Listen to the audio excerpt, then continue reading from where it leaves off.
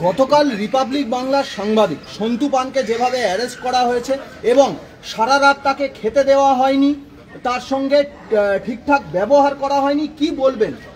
কিছু বলবো না, আপনাকে বলি ভাইপোকে আমি সমর্থন করি না। চণ্ডীপুরে একটা ছেলে চড় মেরেছিল, আমি সমর্থন করি না, এটা পরিষ্কার বলতে চাই।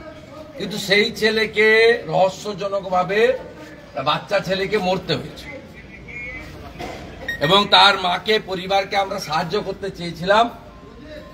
তখন ওখানকার পূর্ব মেদিনীপুরের পুলিশের লোকেরা ওর মাকে ভয় দেখিয়ে হোক কোনো কিছুর বিনিময়ে হোক পরিবারকে ম্যানেজ করে। সন্টু পানের অপরাধ হচ্ছে সিজিও কমপ্লেক্সে এই রাজ্যের যুবরাজ, এই রাজ্যের যিনি মালকিন মমতা ব্যানার্জি, তার যিনি স্বঘোষিত উত্তরাধিকারী, তাকে প্রশ্ন করেছিল। তাই বেছে বেছে সন্টু পানকেই হেনস্থা এবং গ্রেপ্তার। গোটা ভারতবর্ষ ছি করছে। আমরা কালো ব্যাজ লাগিয়েছি, আপনাদেরও যাদের মেরুদণ্ডটা এখনো ঠিকঠাক আছে, আমি আশা করব আজকে ব্ল্যাক ডে পালন করুন। আমি আপনাদের মাধ্যমে এই রাজ্যের সমস্ত শুভবুদ্ধি সম্পন্ন মানুষকে বলবো, আপনারা আপনাদের ইচ্ছে মতো আজকে ব্ল্যাক ডে অবজার্ভ করুন। আমি লিডার অব অপোজিশন হিসেবে আপিল করছি ক্লাব, সোসাইটি, এনজিও, রিপোর্টার সবাইকে। আর এই যে প্রেস ক্লাব আছে, এদের কাছে কিছু আশা না করাই ভালো। এরা গত নির্বাচনে আনকন্টেস্টেড করে বারবার, আপনারা জানেন। ভাইস প্রেসিডেন্টে হারার পরে এরা বুঝেছে প্রেস ক্লাবে বাইরে থেকে যাই দেখাক না কেন ভিতরে অন্য চোরাস্রোত। তাই একটা মধ্যরাত্রে বিবৃতি দিয়ে তাদের কাজ শেষ করেছেন। কারণ শান্তিপুর পুরসভার তৃণমূলের ভাইস চেয়ারম্যান, তার দাদা বা ভাই আমি জানি না, কিন্তু তিনি কখনোই তৃণমূলকে চটিয়ে কিছু করবেন না। আজকে প্রেস ক্লাবের উচিত ছিল সকাল থেকে ধর্ণা প্রদর্শন করা, নবান্ন অভিযান করা, মুখ্যমন্ত্রীর কাছে দেখা করতে চাওয়ার টাইম চাওয়া, ডিজিপির কাছে আবেদন করা যে কর্তব্যরত অবস্থায় সাংবাদিককে গ্রেপ্তার করা হয়েছে। এটা নতুন নয়।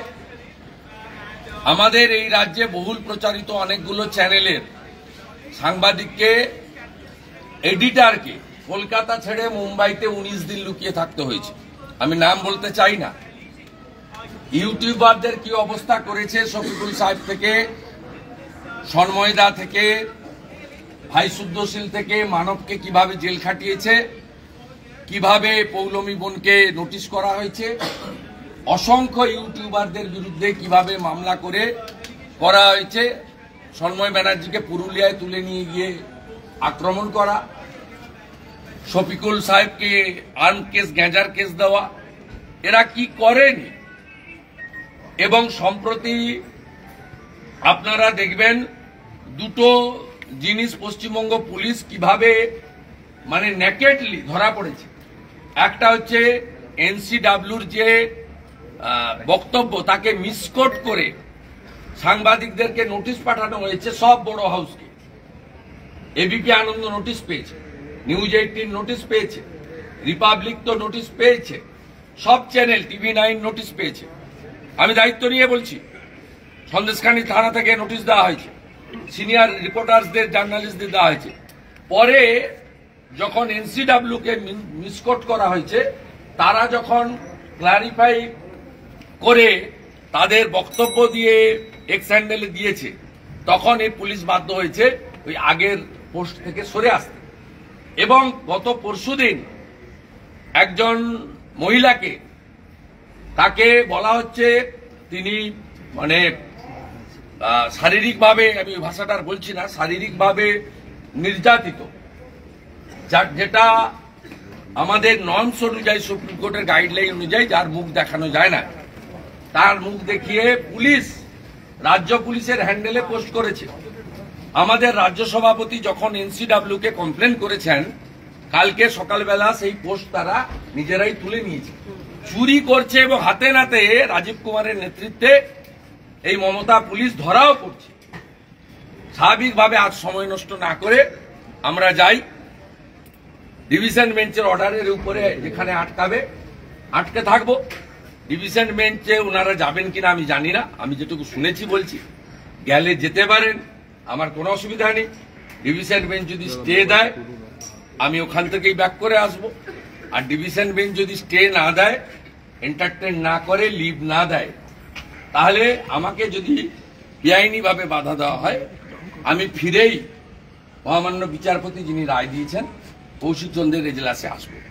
এবং সাথে সাথে আজকে আমি ওখান থেকে ফিরে রিপাবলিকের অফিসেও আসব আমার সলিডারিটি বা আমাদের সলিডারিটি জানানোর জন্য। আমি আবার আপিল করছি বেঙ্গল পিপুলকে, এমার্জেন্সি থেকেও খারাপ অবস্থা, পশ্চিমবঙ্গে তানাশাহি চলছে, সংবিধানের 4th পিলার মিডিয়া আক্রান্ত, কর্তব্যরত অবস্থায় আক্রান্ত। তার পার্সোনাল অ্যালিগেশন আপনারা আমরা কেউ আইনের ঊর্ধ্বে নই। পার্সোনাল অ্যালিগেশন থাকলে তাকে আসতে দেওয়ার সুযোগ দেওয়া হতো। বাড়িতে 41-এ নোটিশ দিয়ে থানা প্রথমে ডাকতে পারত। এই কেস 41-এ নোটিশ দেওয়া কেস, 41-এ নোটিশ কমপ্লাই না করলে অ্যারেস্ট করতে পারত। 41-এ নোটিশ কমপ্লাই করলে অ্যাজ পার ল ডিসিশন নিতে পারত। এটা হওয়া উচিত ছিল তার ব্যক্তিগত জায়গা থেকে। হাতে বুম ক্যামেরা নেওয়া অবস্থায় তিনি কালকে জাতীয় মহিলা কমিশনের রিপোর্টিং করতে গিয়ে তাকে কর্তব্যরত অবস্থায় গ্রেপ্তার হয়েছে, মানুষ দেখেছে। আমি মনে করি সংবিধানের 4th পিলারকে মমতা ও তার ভাইপো আক্রমণ করেছে। প্রত্যেকের উচিতের প্রতিবাদ করা। এবং আমি আবারও বলি, যেভাবে অজ্ঞাত কারণে ভাইপোকে চড় মারা ছেলেটি মারা গেছেন, আজও তার মৃত্যুর রহস্য উন্মোচিত হয়নি। একইভাবে সিজিও কমপ্লেক্সে তোলাবাজ ভাইপোকে প্রশ্ন করার জন্য সন্টু পানকে গ্রেপ্তার, এবং তার উপরে যে অত্যাচারগুলি হচ্ছে রিপোর্টার বলল সেই কাজটা করা হচ্ছে। আমরা এর তীব্র নিন্দা করি। আবার আপিল করছি বেঙ্গল পিপুলকে, ব্ল্যাক ডে পালন করুন। Today is the black day.